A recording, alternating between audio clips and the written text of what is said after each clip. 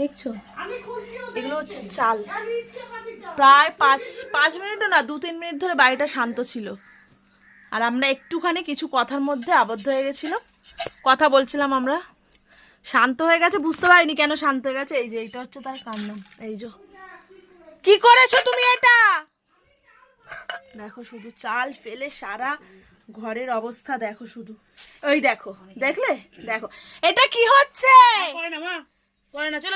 ওই দেখো ওই যে মুঠো করে নিয়ে গিয়ে আমাদেরকে, আমরা তো জানতে পারিনি, হট করে দেখি আমাদেরকে কি দেখাচ্ছে আনন্দ করে।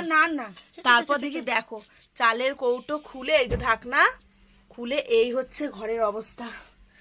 ঘরে যখন দেখবে চারধার শান্ত হয়ে গেছে, তখন কিন্তু আরাম করে বসে থাকাটা উচিত নয়, যেটা আমরা ভুল করে ফেলেছি। আরাম করে বসে থেকে শান্ত মানেই বুঝতে হবে বড়সড় কোনো দুর্ঘটনা হচ্ছে।